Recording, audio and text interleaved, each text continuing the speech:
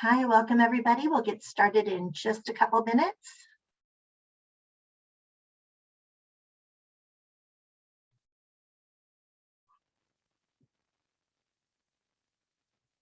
Hi, Amanda. Good to see you as well. We have a few familiar faces with us today and a lot of new ones as well, so that's great. Thanks everybody for being here on a Sunday.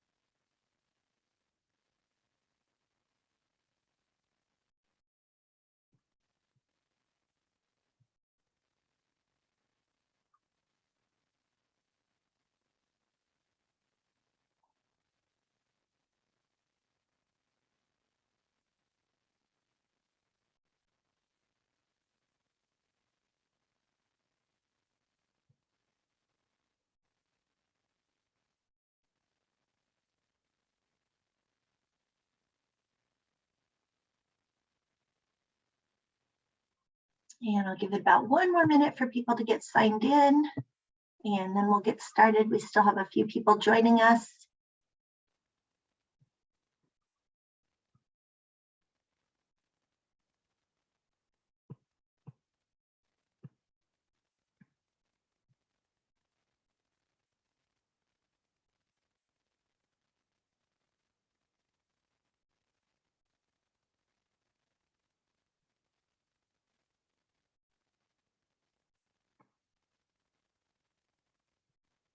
All right, and I am going to go ahead and get started. Again, welcome everybody. Thank you so much for joining us today and giving up time on your Sunday. For some of you, it's morning, some of you, it's afternoon, some of you, like Paul, it's evening. So thank you for being here with us. My name is Kim Klett. I'm the Deputy Executive Director for the Educators Institute for Human Rights. Founded by teachers for teachers, EIHR supports communities recovering from violent conflict. We do this by applying lessons from the Holocaust and other egregious violations of human rights, such as the Rwandan genocide, as a starting point for teaching secondary school students about how these conflicts evolve and how to prevent them. Please learn more about our work at EIHR. And while you're there, look at our brand new shirts with the Harvey Milk quote, "Hope will never be silent." And our staff member, Matthew, is going to put that link in the chat box if you'd like to check that out. We also have new resources for teachers wanting to teach about Ukraine, and Matthew will also drop those into the chat box. I would like to begin today with a land acknowledgement. At EIHR, we hope to inspire action in supporting our Indigenous communities. We recognize our native lands in gratitude and appreciation to those whose territory we reside on, and honor the Indigenous people who have been living and working on this land from time immemorial. I am currently in Gilbert, Arizona, on the land of the O'odham, and our office on K Street in Washington, D.C. is on the land of the Piscataway. If you are joining us here and in the US and would like to see on whose land you reside, Matthew will put the link in the chat box so you can find that information. Today's webinar with Paul Lowe is one of a series focused on journalism, human rights, and education. We hope you can join us on April 24th, when we will meet with the folks from NAMely, which is the National Association for Media Literacy Education, and their presentation called Mindful Media Practices for a World in Conflict. And we'll get that link in the chat box as well. Again, that's April 24th. For today's program, please feel free to put questions in the chat box as we go, and we will get to them following the speaker's presentation. And with that, let's welcome Paul Lowe. Paul is a reader in documentary photography at the London College of Communication, University of the Arts in London. Paul is an award-winning photographer and educator who has been published in Time, Newsweek, Life, the Sunday Times Magazine, The Observer, and The Independent, just to name a few.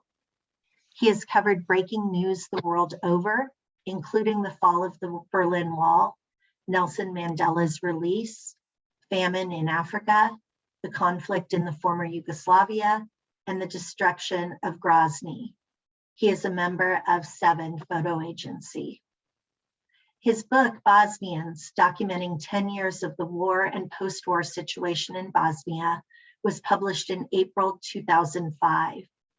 His research interest focuses on the photography of conflict, and he has contributed chapters to the books Picturing Atrocity, Photography and Crisis from 2012, and Photography and Conflict.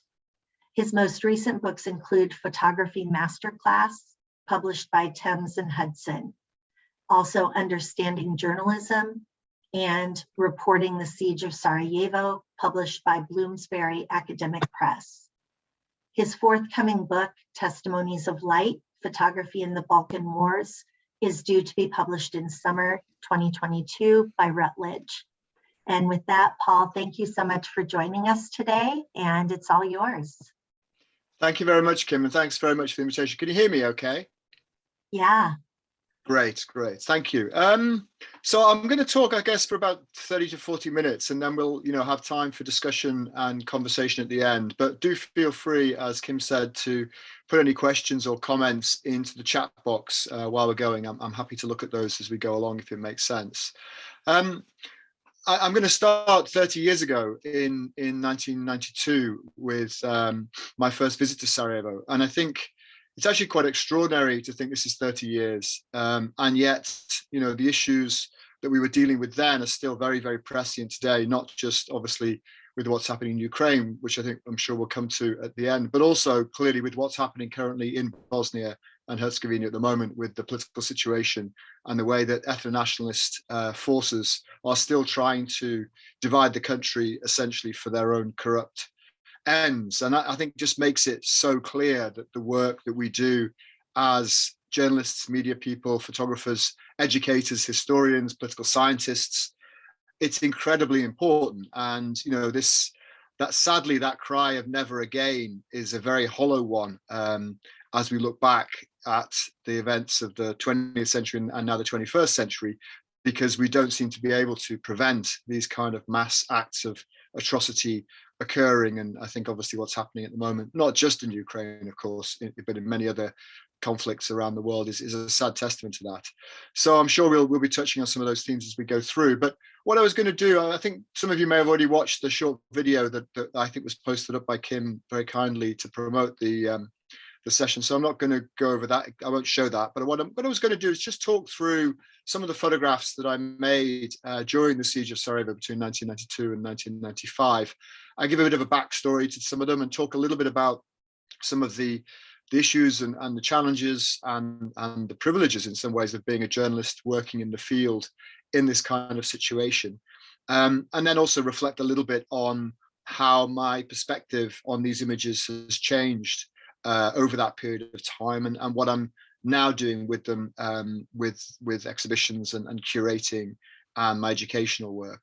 So as I said, I first went to the former Yugoslavia at the end of the 1980s when the first signs were emerging that the country was on the verge of breaking up and that some of these nationalist politicians were using the guise of ethnicity and nationalism as a way to further their own political and, probably even more than political, their own economic gains. And I think that's a very sad indictment that's again very much part of the current discourse. I think that ideas of the other and the ideas of somebody that's different to you are very often used as a way to rally mass populist support for policies of aggression that only really exist to line the pockets of the politicians and the leadership that's actually promoting that. And I think that was the sad tale in a way. The analysis of the whole breakup of the former Yugoslavia was one kind of giant bank job where corrupt politicians used a smokescreen of difference and the other and ethnicity to carry out a massive economic fraud and theft, as well as obviously the destruction of hundreds of thousands of lives and massive amounts of property. So as a journalist, as a photographer, you're looking for symbols of these sort of forces.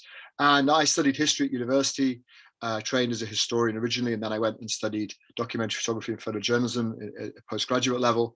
But that historical training, I guess, never left me. And in a funny way, I've kind of come full circle now, because in many ways I'm a historian. Coming towards the end of my career, I think of myself more as a photographic historian, indeed a historian in general, as much as being an actual practicing photographer. But as a photographer, when you're in the field, you're not just wandering around aimlessly hoping to trip over something vaguely photogenic. You are, I think, the best of us, and in fact most of us, are consciously trying to craft a narrative, trying to craft a story that tries to find ways of visually encapsulating the issue, visually translating what's going on in the larger political, social, economic forces into a photographic image that you can use to think with, to work with, to try to engage with the situation, possibly to try and understand it, to try and empathize with the people in these situations.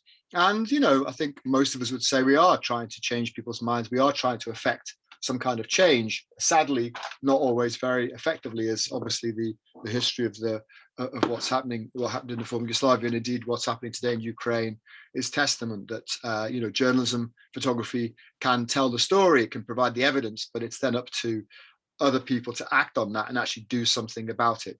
Anyway, this was a portrait of Tito, of one of the many hundreds of portraits of Tito that you would have found in offices all through the former Yugoslavia. But clearly either somebody had taken a dislike to it, or it had been hit by bullets that had come through the window. And this kind of smashed portrait of Tito seemed to be a very symbolic image of the fracture and breakup and destruction of what was, a peaceful and successful country into these fragmented nationalist or ethno-nationalist states. Oops, sorry, I skipped too far. So I first came to Sarajevo in the summer of 1992, in June, July 1992.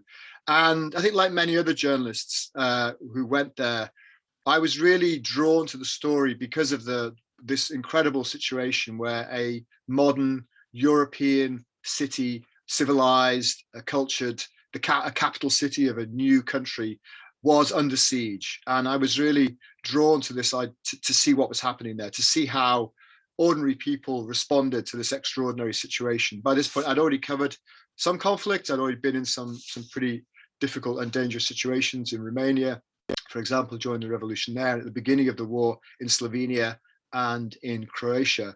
But this was really something very different. This was an incredible act of aggression against the European capital city. And again, something that we'd said at the end of the Second World War would never happen again, that Europe would be at peace, and it wasn't. And, so I'm sure many of you are aware that people have been saying about the Ukraine, this is the first war in Europe since 1945, or the biggest war in Europe since 1945. Well, clearly, they didn't remember not just the conflict in the former Yugoslavia, but also a lot of other conflicts that did happen on the peripheries of Europe and Greece. And I mean, there were Soviet invasions of Hungary and Czechoslovakia in the 50s and 60s. So sadly, it's not, Ukraine is not the first war in Europe since then. And it's sadly not the first siege of a European city since the Second World War. So there were a lot of things that were very visually and story-wise very characteristic or very symbolic of the siege. And one of those was obviously Sniper Alley, and this idea that the Serbian forces who were encircling the city could shoot down from the mountains above Trebević Mountain, which looks down over the center, and from various sniper positions they had in tower blocks that they'd captured that were near to the city center. They could look down and they could shoot at civilians predominantly, because actually there weren't very many Bosnian army soldiers running around the streets of the center of the city. They were up on the front lines. But they could shoot down on civilians, deliberately targeting them, and wounding and killing them in a very brutal and very strategically very sophisticated way. This was not random killings. This was planned. It was orchestrated. They were equipped, And they had tactics. They would very often shoot at one person to wound them. They would then fall onto the ground. Other people would then come to try and help drag that person away, and then they would be shot as well. So it wasn't just picking people out and killing them, it was deliberately using them as bait to try and kill other people. So obviously this was a major issue that I wanted to try to deal with and try to visualize. And I spent a couple of days photographing at one of these major intersections right in the heart of the city, people running across the street to get from the predominantly the kind of major population areas of the city with the tower blocks, the sort of socialist era tower blocks, where into the city centre. And what I found really extraordinary about this was not just that people were running for their lives. Why they were running to get from where they lived into the centre, to be part of the city, to do something, to feel like they were engaged in the civilized life of the city. And this was an incredible act to me of sort of human bravery, but also in a defense of civic values. And I think that's one of the things that really captured my imagination most strongly in the whole story, was this idea that what Sarajevans were defending wasn't just their own city. It was a set of values that we think that we should be adhering to, of multiculturalism, multi-ethnicity, democracy, human rights, civil values, and indeed, in a way, civilization. And we'll come on to that, how they defended that in some more explicit ways in a moment. But anyway, I tried to use in a picture like this, again, you're trying to use the aesthetic and the compositional and the technical skills that you have as a photographer to tell the story. So I use this blur to try and give this sense of motion and this sense of somebody literally running for their life. Clearly hundreds, thousands of civilians were killed and tens of thousands were injured. About 10,000 civilians were killed, or 10,000 casualties were caused in the siege, a mix of soldiers, but predominantly civilians. And about 60,000 people were wounded, which out of a population of about 300 and something thousand, that meant that you had about, like a 1 in 5 chance of being killed or seriously wounded during the conflict.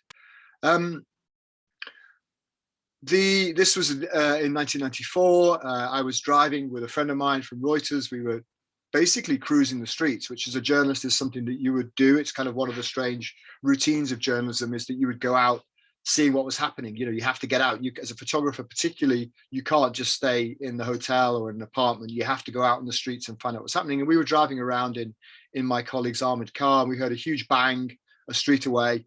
And by the time we got there, the explosion had a mortar shell had landed. It had seriously wounded and probably killed one person. And this woman had been wounded, and her leg had been tied up as a temporary sort of tourniquet. And she was being led to safety, inverted commas, by 2 Egyptian soldiers. And for me, in many ways, this sort of symbolized the failure of the international community to intervene and to prevent the suffering and prevent the killings. We allowed this to go on for 3 years. When we could have essentially we could have stopped it. I say we, I mean the international community, inverted commas, whatever that actually means, could have stopped it very, very quickly. And when they did finally intervene, it did end very, very quickly. So this in a way symbolized that failure. All the UN soldiers could do was sort of carry victims to the hospital. They couldn't actually stop the shelling. They couldn't stop the sniping. They could just pick up the pieces afterwards. And this indeed was a man who'd been badly injured and possibly had died at the end. We never quite found out, with a civilian from Sarajevo taking him away. At the beginning of the war, obviously one of the things that happened a lot in the first weeks were a lot of evacuations. Not so much towards the end, but in that 1992 period, very much like we were seeing from Ukraine. You had groups of people being evacuated from the city, mostly children and women, obviously, and the elderly. But even those convoys were attacked on their way out by the Serb forces. This is the evacuation of some of the Jewish community. And obviously, some of you probably know already, but one of the extraordinary stories about the Jews of Sarajevo, which is an incredible story in itself. They came to Sarajevo after being exiled from Spain in 1492 by Ferdinand and Isabella, and they established a very vibrant Jewish community in Sarajevo. But that was absolutely destroyed in the Holocaust, when Sarajevo was controlled by the Germans and by the neo-fascist Croatian government. And most of Sarajevo's Jews sadly did perish in the Second World War. But that community that survived, ironically, in the siege of Sarajevo was not seen as a nationalist ethnic group that would be targeted by the Serbs. Ironically, they were seen as sort of neutral in some bizarre way. And in fact, the Jewish La Benevolencia NGO was allowed to bring food and supplies in, and it was also allowed to run convoys to evacuate people. So not just Jews. I mean, the population of Jews by that point was quite small, and several thousand people were evacuated through the Jewish agency, which is quite an extraordinary sort of sub-story. It's one of the few times that they haven't been the direct targets of persecution. It's been another ethnic or religious group that was targeted. Anyway, this was an evacuation of Jewish refugees from the center. And again, you're just looking for those moments, those human moments of contact, of connection, where the emotions are very visible and you can kind of connect with them. And then you're looking for people, faces that hopefully the viewer, whoever that is, can kind of make that emotional connection with the person, and so in some way kind of connect with the experience they're living through. So one of the most extraordinary efforts during the conflict was the doctors in the hospitals, in Kosovo Hospital and the French military hospital, where they were suffering from lack of electricity, lack of water, lack of heating, lack of anesthetics, lack of any medical equipment. Very often there was no power, no water, and they did an incredible job in saving people's lives, in rescuing people from the horrible injuries, or saving people from the horrible injuries they'd incurred, working 24-hour shifts non-stop really throughout the war. And ironically, many of them after the war got very good jobs in America treating gunshot wounds, because they've been so experienced at treating shrapnel and gunshot wounds from during the war. And obviously one of the most difficult things to do as a photographer is to photograph the families of victims who've been killed. This was a family mourning the loss of their young son who'd been killed while out sledging. The Serbs would quite often, there'd be a sort of ceasefire or a quiet period, and people would relax a tiny bit, and they would maybe let their children go outside to play. And then very often the Serbs would suddenly start shelling again out of the blue. And sadly, in 1994, in the winter of 94, a group of children who were playing, throwing snowballs and sledging outside of their apartment, they hadn't gone very far, were hit by a mortar and they were killed. And it was one of the most difficult situations I've had to photograph, and the colleagues I was with as well. And this was the family of one of those boys who just heard the news that their son had been killed. And the morgue was a very difficult place to visit. Again, it's a difficult thing to do as a journalist. You do have this sort of ritual almost of visiting hospitals, sites of explosions, funerals, morgues. But that is the nature of what you're trying to do. You're trying to gather this visual evidence of what's been happening, and those are the sites that you have to go to. And you would, especially with Sarajevo, because it became a kind of routine, because this was happening day in, day out, non-stop for so many years, that periodically, every few days, you would go to the morgue. If there'd been a major attack or a major massacre, then obviously you would go. People would come in to identify their loved ones, which was very horrific and very difficult often. And it's a very difficult thing to do, and this is a photograph of my colleague, Chris Morris, from Seven, photographing Bosnian Army soldiers whose bodies have been recovered from the front line. And, I'm not going to dwell on that picture too long, but it is a very challenging thing to do ethically, morally, and emotionally for yourself. But on the other hand, this is the reality. This is the brutal reality of warfare, that people die in really horrible and unpleasant ways. It's not heroic. It's not pretty. And I think one of the problems with a lot of journalism is we don't really tell that story loudly enough about how unbelievably gruesome war and conflict can be. But you have to gather that evidence in some way. So there were a lot of individual stories, personal stories in the war. One of the most interesting sort of angles to the conflict was at the beginning of the war. There were quite a lot of different forces within Sarajevo that had begun to feel like something might be about to happen, and had sort of formed some kind of militia units or impromptu units, territorial defense units, to defend the city against the Serb aggression.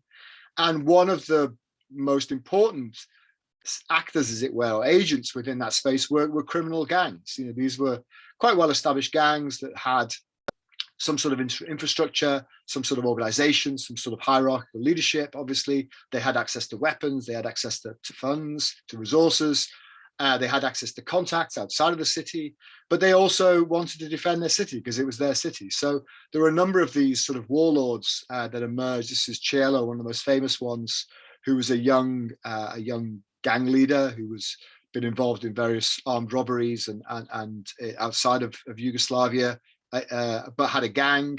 But he then became a leader of a unit, of a sort of paramilitary unit defending the city, was very brave. That unit was very important, especially in the very early days of the siege, when the Serbs tried to break into the center of the city and failed.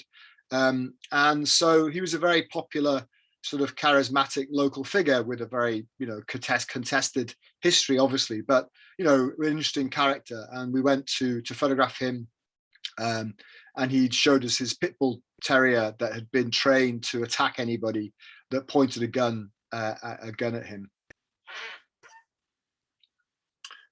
As I said earlier on, the city was reduced to almost a kind of medieval siege with no water, no running water in people's houses, no electricity, no gas, very little food, and people had to queue at standpipes to get water every day. And water is heavy. 15 liters of water you need probably a day for general purposes, eating, washing, cleaning, toilet, and so on. And one liter of water weighs 1 kilogram, or 2 pounds. So imagine carrying 30 pounds, 40 pounds, 50 pounds of water backwards and forwards every day from a standpipe to provide water for your family. It's physically very, very tiring. It's very heavy. And also these water queues, there were a number of standpipes around the city that were known to the Serbs, and the Serbs would quite frequently shell the water points. So not only was it very physically demanding and tiring, it was also very dangerous.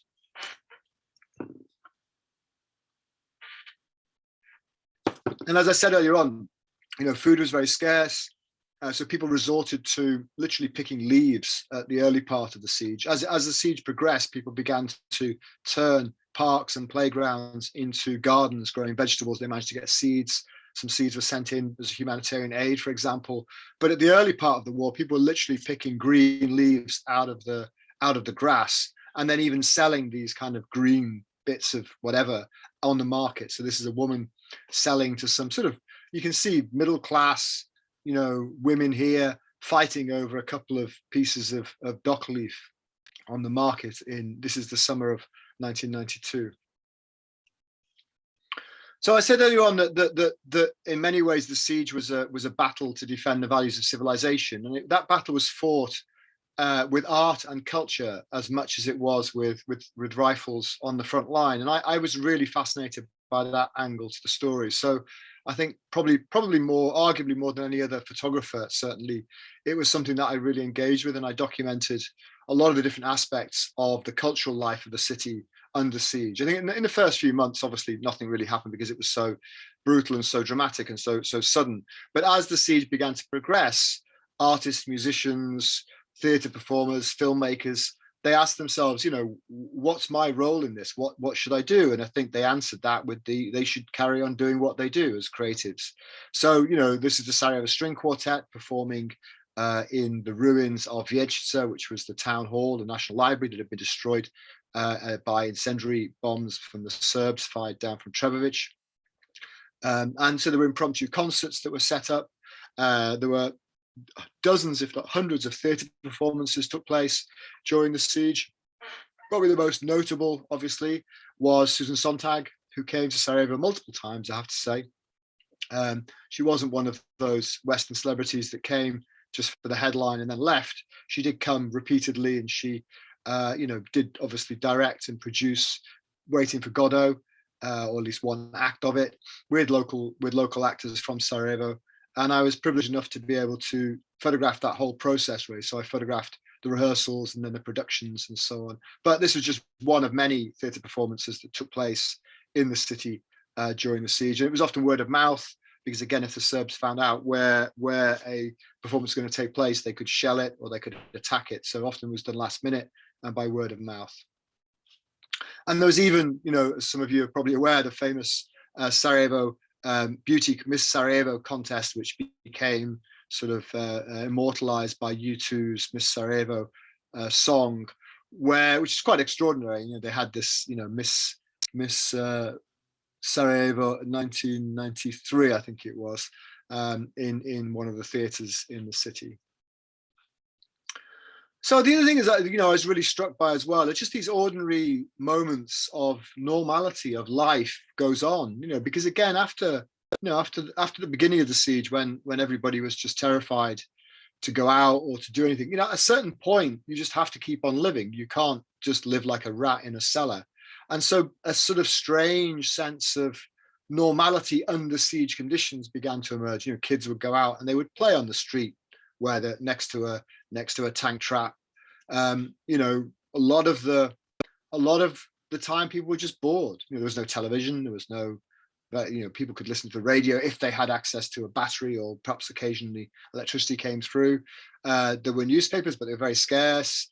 And so passing time just became part of life, just these everyday moments of stillness almost in the siege. And just this was outside of a temporary a mosque that had been set up in Dobrinje, which was a siege within the siege. Just a moment of daily life, really, outside of the entrance of the mosque. But you can see these strange details that begin to emerge. The man on the left there with his external fixator in his leg, the little kids, and this, I always call her my Degar girl, this little girl with her beautiful little polka dot sandals. So after I've been in Sarajevo for a couple of years, maybe by 1994, there was a certain point at which I felt that I'd almost exhausted the visual language of conventional reportage, 35mm, this kind of a documentary style approach. And I was also very struck by the fabric, as it were, or the texture of the city and of the destruction of it, the aesthetic almost of the destruction. And so I decided to make a series of photographs using the landscape of destruction, using a large format panoramic camera, but also a square format Hasselblad camera. And this is taken from one of the higher points in the city, at the entrance to the city, looking down over the whole city. You can see in the center there, Evacuations, so you can see the river. And it's taken to a position that's relatively close to where the Serb front lines were, up on the left-hand side of the hill that you can see there. And you can see the kind of viewpoint they had down over the city. They could literally see everything. It was in the palm of their hands.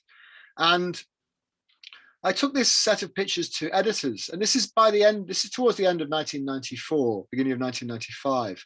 And you'll see, I'll show you more of them in a second, but I showed them to quite a few editors and they were like, oh, is that what Sarajevo looks like? Gosh, I had no idea. And I found that really strange and really quite telling, that these are people that as professionals had seen by that point, literally thousands of photographs and hundreds of hours of television footage, but actually had never actually got a sense of the geography of the city, of the physicality of it, which is, again, a strange sort of sad testament, perhaps, to the way the media concentrates on sometimes doesn't give you the bigger picture, perhaps is the best way of saying that. So yes, so this is the kind of famous siege map of Sarajevo. So that picture I just showed you was taken down in the bottom right hand corner, where you can see the river just disappearing off the edge of the map, and you can see the Serb positions around the city and how close they were, especially in the middle there, where they had the enclave of Grbavica, which looked right out across at the Holiday Inn Hotel and the Zemaljski Museum and the Historical Museum, or what was then the Museum of the Revolution of Bosnia-Herzegovina, right in that central bit there, where you can see that little sort of bulge, as it were, of the front line. I'm going to come back to that in a moment, so that's important. So just that sort of more or less what's in the center of the picture there. If you just have a quick look at that, and I'm going to come back to that in a few minutes' time.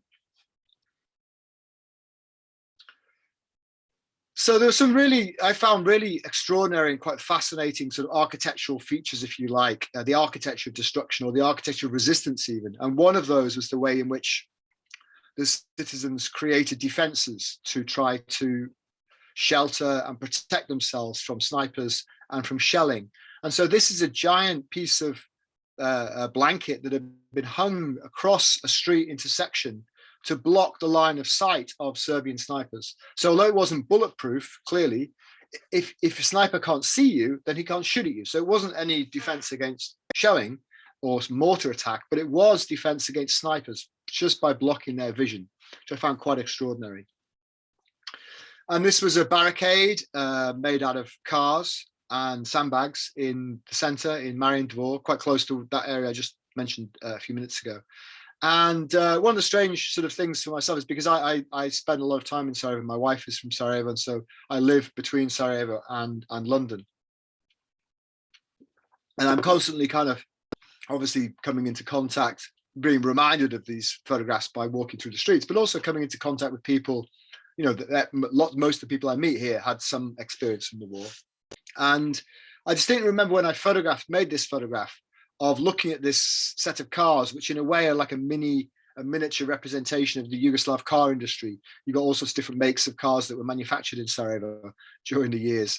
But I remember looking and thinking, God, somebody must have designed this. This is so carefully built. This is not just thrown together randomly.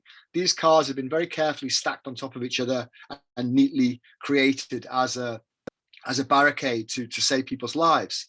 And a couple of years ago, I was giving, as part of a workshop in Sarajevo about architecture, the architecture of the conflict and the post-war architecture, the rebuilding of the city. And one of the invited speakers was a man called Nermin Cengic, who's quite a well-known architect, Bosnian architect now. And he began his talk talking about how when he was young, he just graduated from architecture school when the war began. And his job, he became a civil defense volunteer. And part of his job was to go to people's apartments that had been hit by shells and assess the damage and to see to what extent they needed to be rehoused or rebuilt or whether they were able to be saved. But one of his other jobs was designing barricades. And he put a photograph up of a barricaded design, which was this one. And so I eventually managed to sort of solve the riddle of who'd built this barricade. It was Mr. Cengic. And, you know, so this is essentially an architect designed anti-tank or anti-shelling barricade. This is the famous Holiday Inn Hotel where a lot of the journalists stayed with this Opasna's owner, Runner RIP, because it was at the epicenter of the Sniper Alley, so it's a very strange experience being in the hotel. It was a kind of like a fortress or a castle almost, right in the center of the city. And although the Serbs did attack it, you know, periodically because they knew, I think it was predominantly inhabited by journalists and NGOs, they realized they didn't want to destroy it completely. They sort of tolerated us to an extent, but every now and again they would remind the journalists that they were there at the mercy of the Serbian forces and shoot down at it. And it was set on fire a couple of times, obviously. So, you know, to me, photography is about time as much as anything else. And obviously we're looking back at these pictures 30 years on. So there's a huge time element there. But even within a photograph, I think you can talk about the passage of time. And so for me, this picture really does that. You know, obviously at the beginning, it was just it was a playground, and some kids had obviously come along and sort of spray painted before the war, spray painted this anarchy sign and their tags and so on. And then the war had started, and I think they put sandbags to protect probably what was a cellar underneath, some windows. And those sandbags had then been ripped apart over time and decayed, hit by shrapnel, hit by bullets, and the wall had been hit by shrapnel as well. So, you know, you've got these markings of the passage of time literally woven into the fabric, as it were, of the photograph. And I'm really fascinated by that potential of photographs to talk about the past, the present, and the future in the same frame almost. They're not just about a moment in time, they're about the passage of time. They do narrate, I think.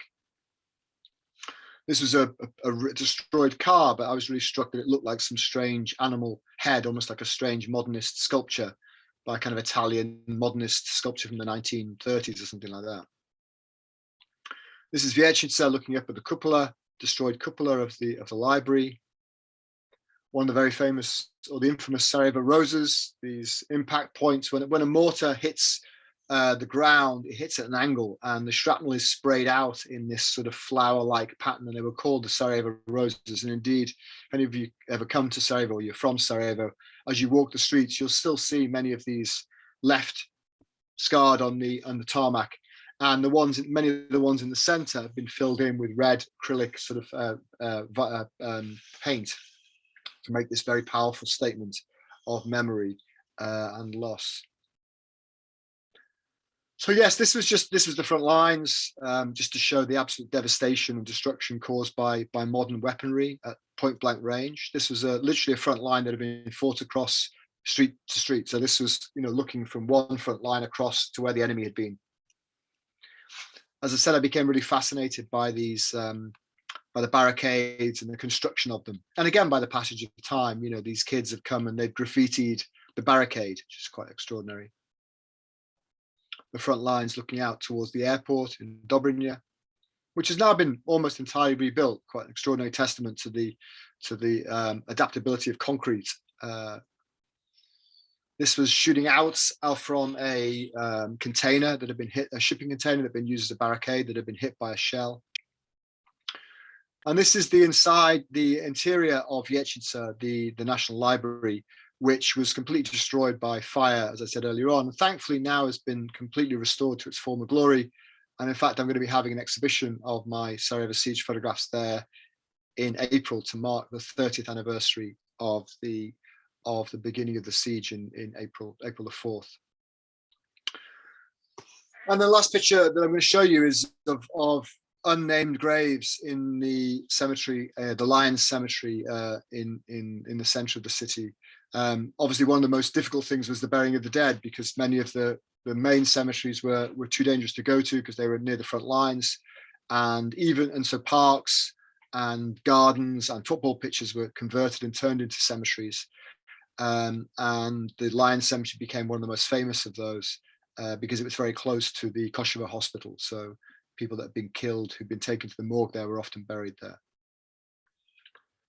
So just to kind of bring it to today and talk a little bit about the way that I now work. And I'm no longer an active photographer.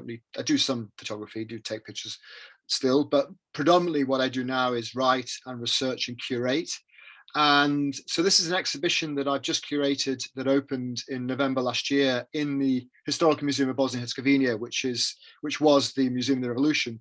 And it's about Sniper Alley. So it's called Pazi Sniper, which means beware sniper. And it's a collection of it was funded by BERN, which is the Balkan Invested Reporters Network, and by my university. And it's a way to try to do a sort of a triangulation of different sources around the nature of Sniper Alley. So I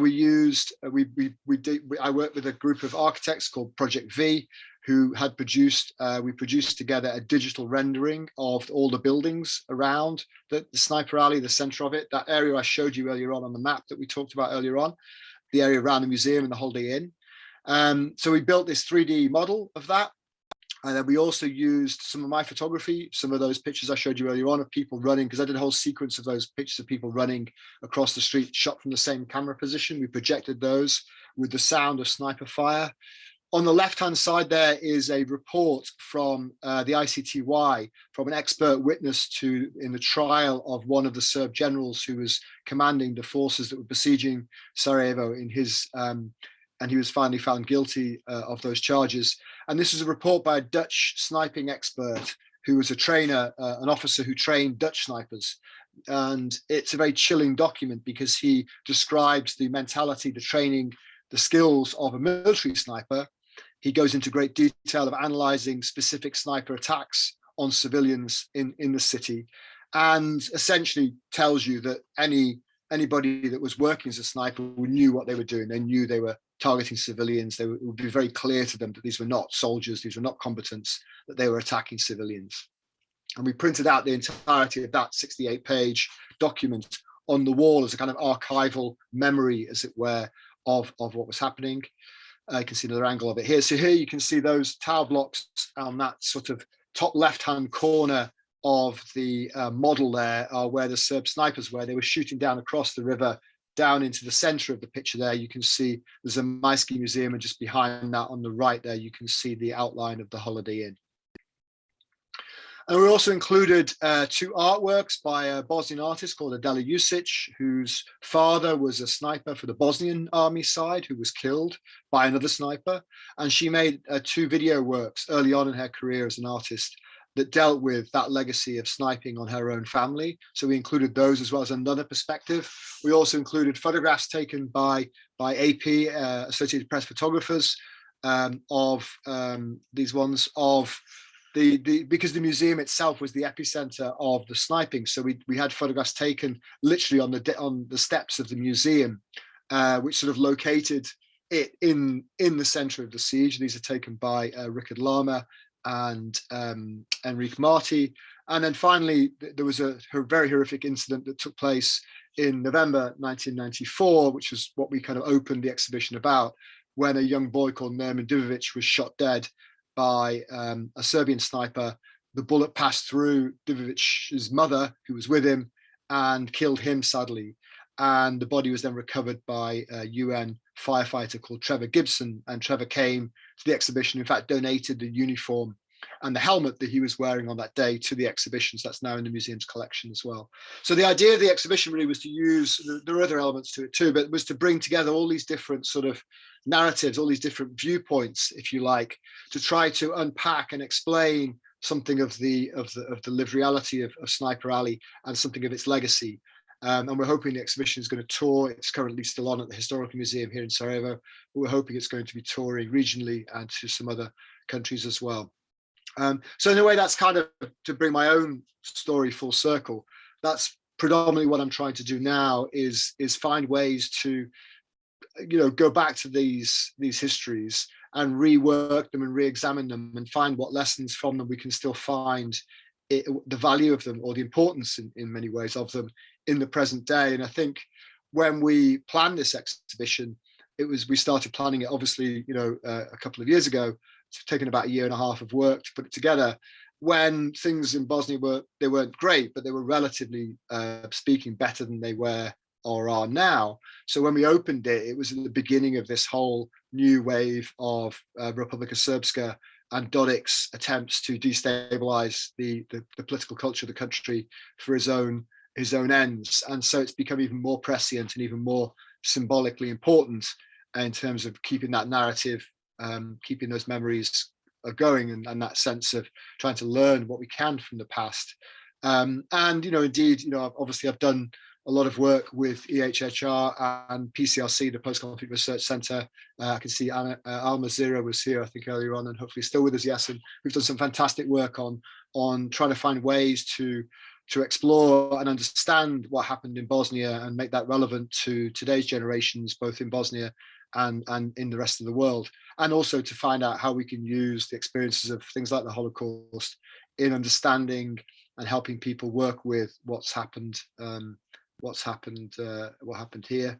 The other thing I've been working with, just as a sort of interesting technical note, one of the great things about the new digital processes is all these pictures were shot on film, obviously, but I've scanned them all, and there are some really great new printing processes that you can use that allow you to make very large scale prints.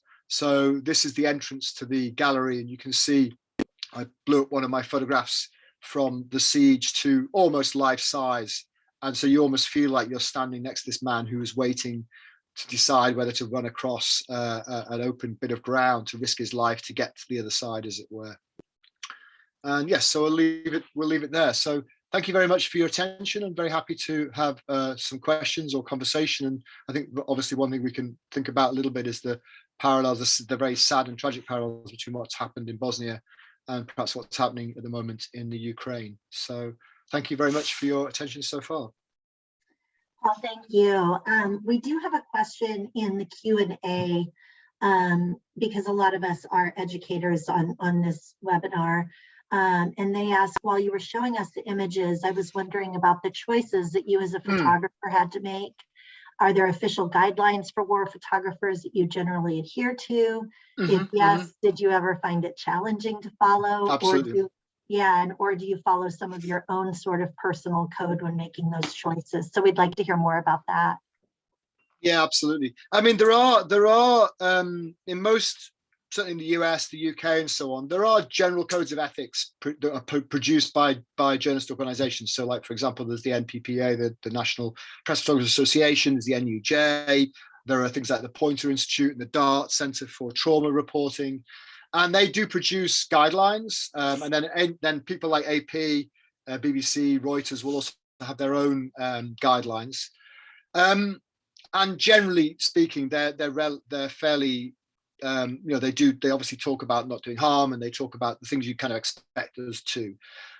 It's very difficult because in the field, for example, here's a sort of a situation. Imagine you are witness to somebody being killed in front of you. Do you photograph that? There are victims, there are people bleeding, there's people trying to rescue them. That is evidence of a war crime. That's evidence of an atrocity. But it's also human beings with dignity who need to preserve their dignity, who need to preserve their rights to their own representation and so on. It's a very, very difficult question to answer. I think, in a way, yes, there are broad guidelines that are published and that institutions and photographers should adhere to. But within that, I think you've then got to find your own route within that. You've got to find your own personal code, as the question talks about there. I think it's become much more, very rightly so. I think it's become much more contested recently, not just in conflict zones, but in general, because there's been a very big, radical, I would say, questioning of the whole process, if you like, of journalism, predominantly journalism is carried out by, even if journalists don't have that much power socially, it's carried out by institutions of power, by predominantly still white, predominantly middle class, predominantly men, predominantly from the West, reporting on the world's woes, the world's troubles, on Africa, on Afghanistan, Iraq, the Middle East, etc., etc., etc. And obviously, there's a very big process going on at the moment of questioning of what is the role of a journalist or other form of artist, for that matter, in telling these stories or dealing with these issues.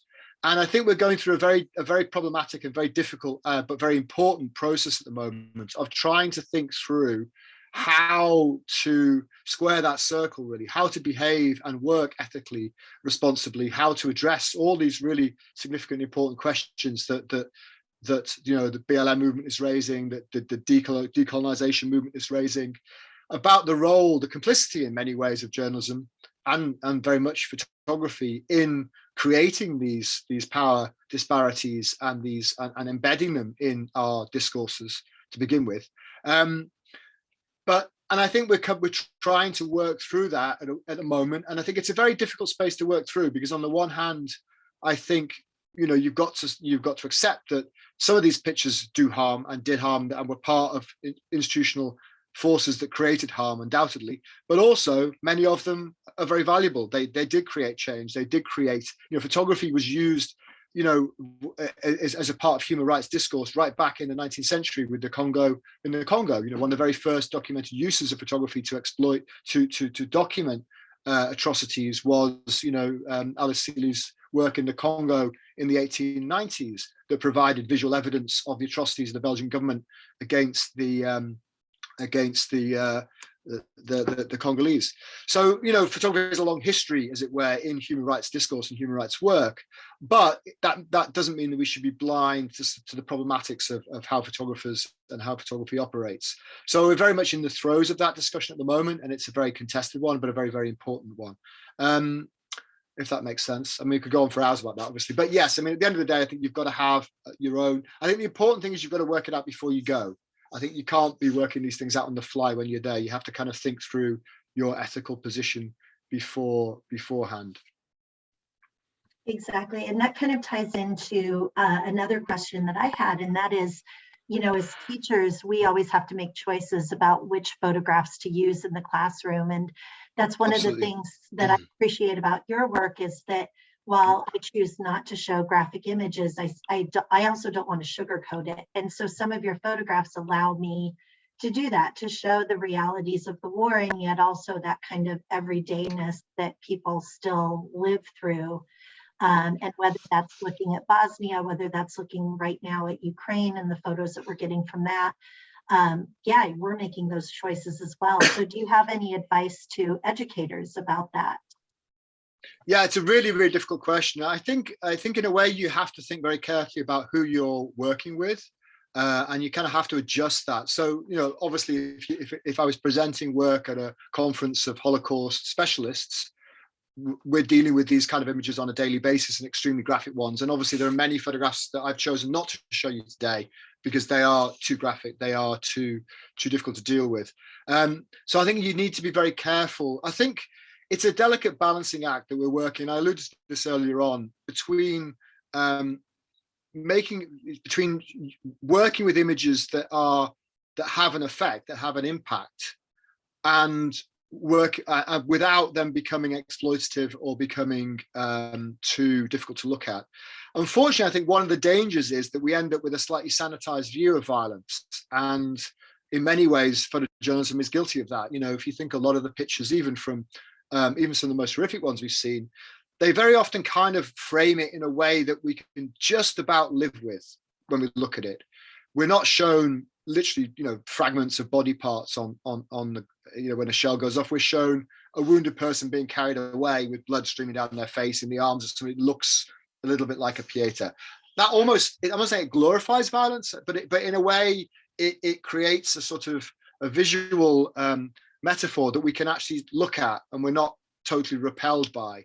Whereas if we saw, bits of bodies lying on the ground, ripped into pieces, we might be thinking, oh my God, that's just so horrific. That's like a horror movie. And yet, of course, one of the bizarre things about the society we live in is that we're very happy to be entertained by watching on fictional accounts of violence, the most incredible brutality and maiming and violence and people being chopped to pieces in a horror movie or even in a war movie. And yet, we're not capable, we don't really want to look at that when it's real. Anyway, so I think for me, the important thing about using photographs in education is to think about them as multivalent objects. Don't think of them as just having a descriptive power. Think of them as things that you can use to create discussion. Think of them as storytellers, really. You can look at a photograph of a person. You can say, well, what do you think it might have been like to be that person? You can look at a photograph of a mass grave site and you can think about it as a piece of evidence, but you can also use it as an imaginative space to begin to try to think through the issues that photograph might generate. And controversial images, I think, are very interesting to use in that context. I mean, I've just been reading a book based on a set of photographs from the early part of the Holocaust. Of the death of the set of 8 photographs taken in Latvia of the murder of Latvian Jews, taken by perpetrators. They're taken by the Nazis themselves. And there's a whole range of difficult questions that emerge around that, about perpetrator culture and should we be looking at these pictures at all?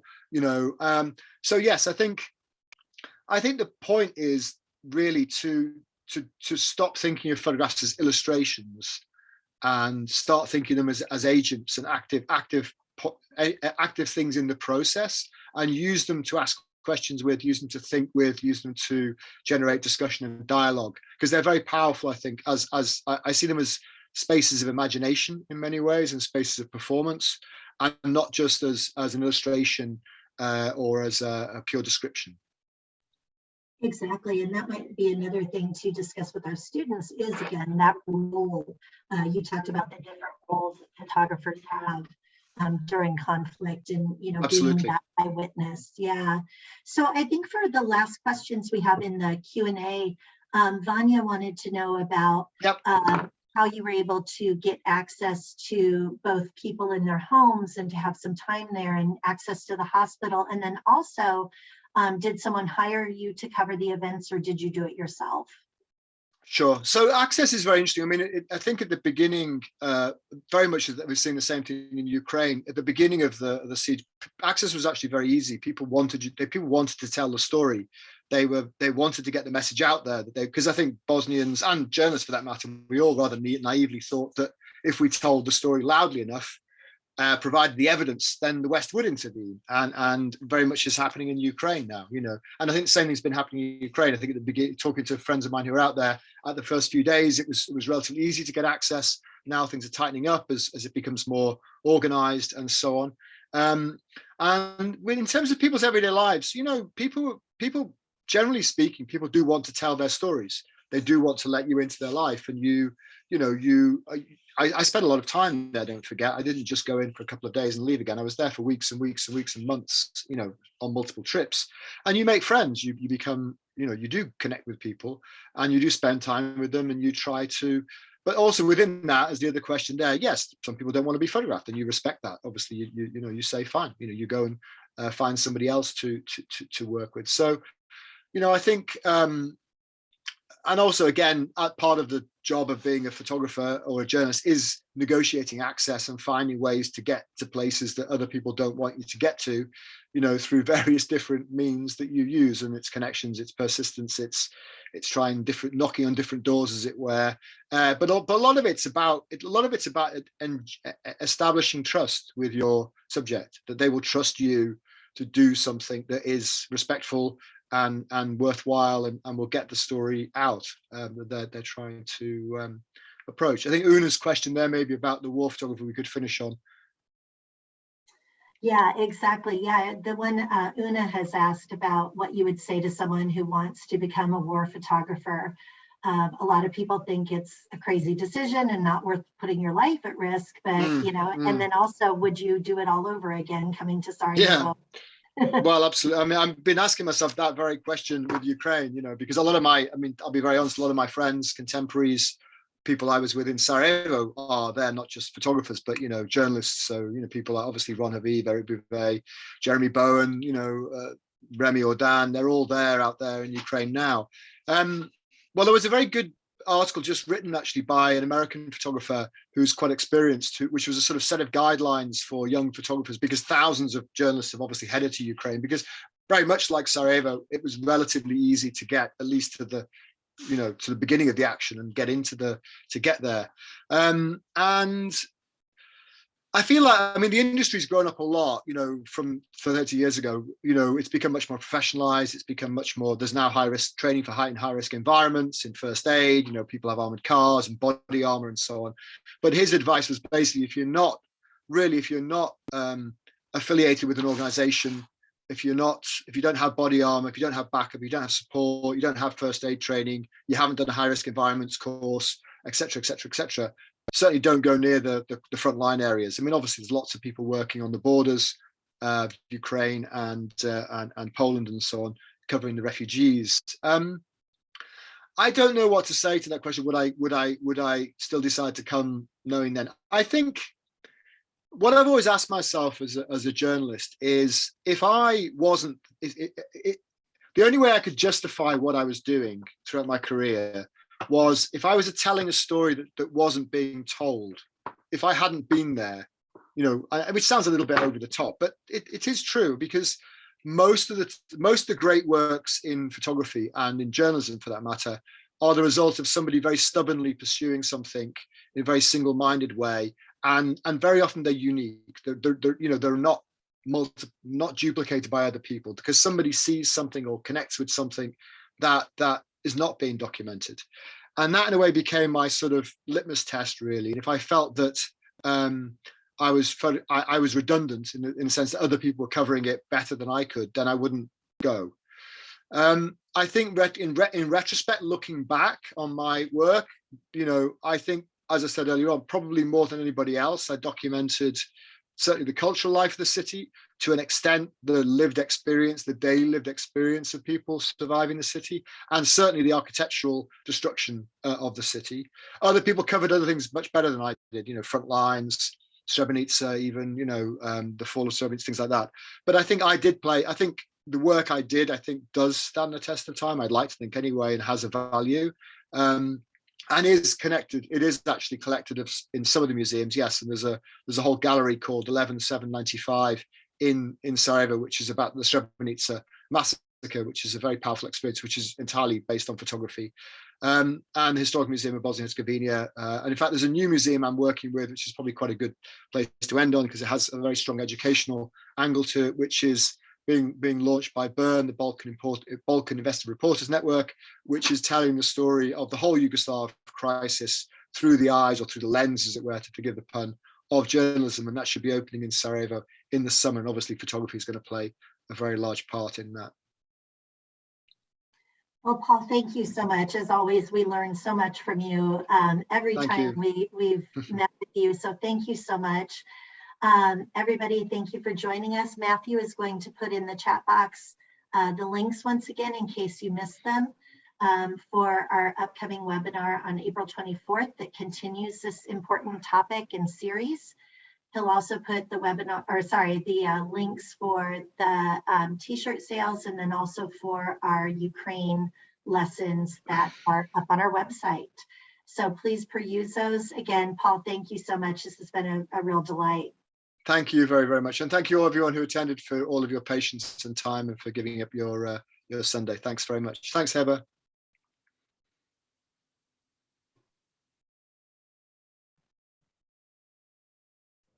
Thank you, Paul, for coming and joining us once again. We always get such a great response when you've been here. Thank you. And I'll be in touch soon, by the way, about this network that we've got, this Peace and Cultural Network. I'll be contacting you very soon about that because we're just beginning to get those